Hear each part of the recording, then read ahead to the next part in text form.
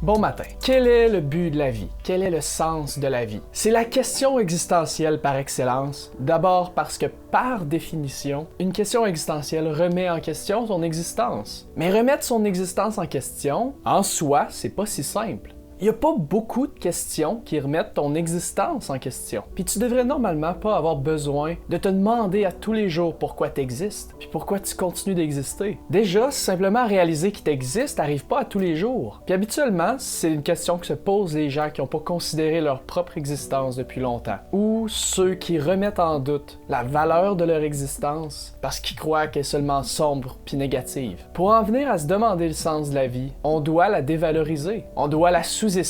On doit en venir à la comparer à un concept qui est souvent imaginaire. L'herbe est toujours plus verte chez le voisin. On veut toujours mieux. On doit toujours évaluer la valeur de ce qu'on a. Que ça soit une maison, une voiture, un ordi ou un cellulaire, ou une job de rêve, ou un diplôme, ou juste nos notes, ou une bonne famille, ou notre relation amoureuse. On se compare souvent aux autres. On doit toujours se comparer aux autres. On doit toujours se demander, est-ce que j'ai ce que je mérite? Ou est-ce que je mérite mieux? Puis à un certain point, certains vont accepter leur sort. Ils vont en venir à déterminer qu'ils ont exactement ce qu'ils méritent. Puis pour justifier ça, il y a même des gens qui vont en venir à parler de karma ou de spiritualité.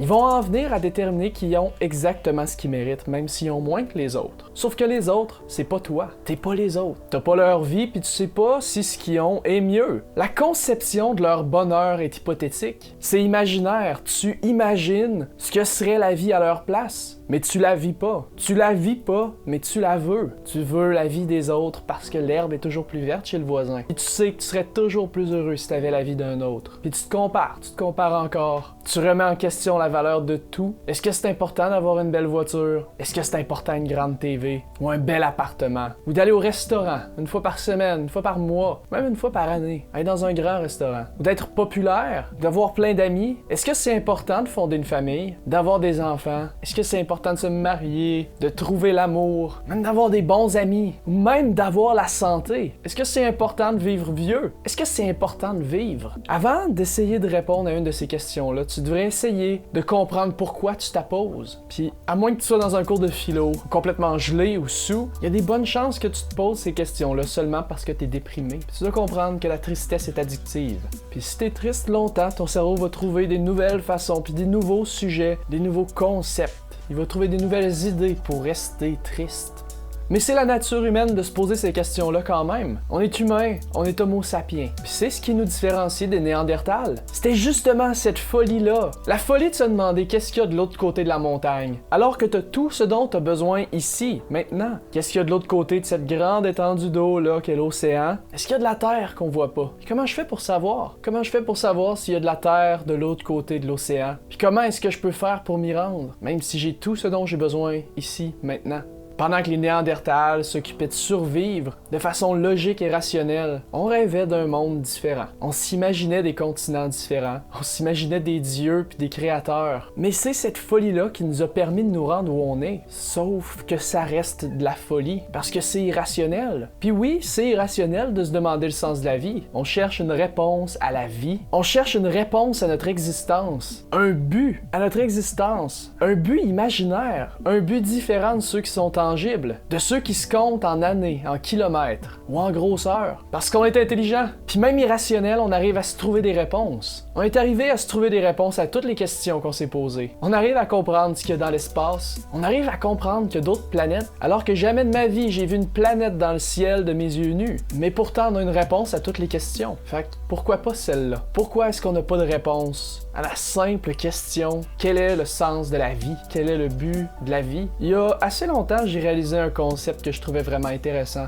pas mal approprié. Je me suis dit, c'est toujours plus facile de poser une question quand tu connais la réponse. Puis je crois que c'est une phrase parfaite pour plusieurs raisons. D'un côté, parce que tu connais déjà la réponse à quel est le sens de la vie. Tu connais la réponse parce que tu sais ce que tu veux entendre. Parce que pour se poser cette question-là, il faut d'abord que tu constates que tu as une vie, tu dois constater que tu existes, puis quand tu remets la valeur de ton existence en question, tu as déjà remis en question l'intérêt d'être riche, beau, populaire, d'avoir une belle maison, une belle voiture, une belle famille, une belle relation amoureuse. Puis pour avoir reconsidéré la valeur de tout ça, pour avoir remis en question la valeur de toutes ces choses-là, tu dois être passé par des moments plus difficiles. Tu dois être déprimé ou juste ennuyé pour en venir à remettre ces choses-là en question. Tu dois être déprimé ou ennuyé pour en venir à remettre ta propre existence en question. Puis rendu là, t'as déjà la réponse que tu veux entendre. Avoir une belle voiture, c'est pas nécessaire. Une belle famille, c'est pas nécessaire. Une grande maison, être riche, être beau, être populaire, c'est pas essentiel, c'est pas nécessaire, c'est pas important. Y a rien de tout ça qui est nécessaire. Y a rien de tout ça qui est important. Y a rien de tout ça qui a de la valeur. Fait que la vie non plus. La réponse à toutes ces questions-là, pour toi, c'est la même.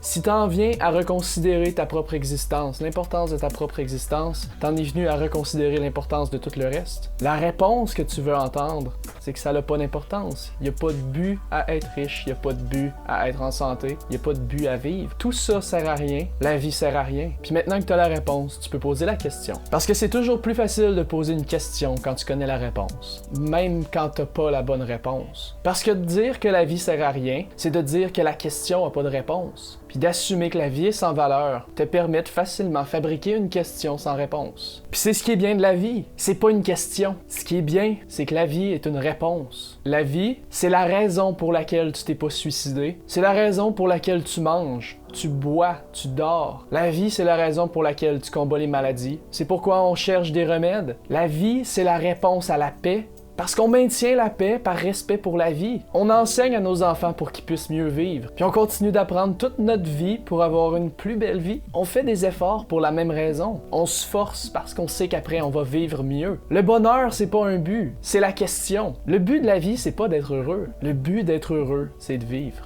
L'empathie, c'est une capacité qu'on a tous. Puis c'est pas seulement de se sentir mal pour les autres, c'est aussi de se sentir vivre à travers les autres. L'empathie, c'est de pouvoir s'imaginer la vie des autres. L'empathie, c'est de vivre momentanément dans une représentation imaginaire de la vie de quelqu'un d'autre. Mais c'est encore une fois l'expérience de vie qui est importante. Dans sa totalité, autant l'expérience physique que les sentiments qui viennent à la suite d'événements. Mais l'empathie, c'est encore une fois pas la réponse à la vie. Mais au contraire, c'est la vie qui est le but de l'empathie. Parce que certains se sentent vivants quand ils aident les autres. Certains passent leur existence à rendre heureux les autres, à aider les autres à mieux vivre, comme les médecins qui maintiennent les patients en vie, comme les psychologues, comme les psychiatres qui font pareil, mais qui aident aussi les gens à mieux vivre, comme tous ceux qui font de l'aide humanitaire, qui aident les gens de partout à travers le monde à améliorer leurs conditions de vie, comme tous ceux qui font la guerre pour la paix, parce que quand même, la vie de ceux qui aiment valent plus que la vie des étrangers. C'est égoïste, mais ils le font pour la vie quand même, ou parfois simplement parce que ça les aide à se sentir vivants, comme ceux qui vivent pour le sexe, ou qui passent leur temps à poursuivre les émotions fortes. Parce que c'est ce qui les rend vivants. Parce que c'est à ces moments-là qu'ils prennent conscience que leur vie est bien réelle, que leur existence est tangible. Tout ce qu'on fait à tous les jours, c'est au nom de la vie. C'est pour la vie. La vie, c'est pas une question, c'est pas un procédé, c'est pas une étape, c'est pas un chemin. La vie, c'est carrément la base de tout le reste. Même tout ce qui est sans vie existe seulement parce qu'il y a de la vie pour la constater. Oui, l'univers continue d'exister sans la vie. Mais sans la vie, il n'y a pas de valeur, pas de sentiment, pas de logique, pas de conception, pas d'émotion. Sans la vie, même l'univers est essentiellement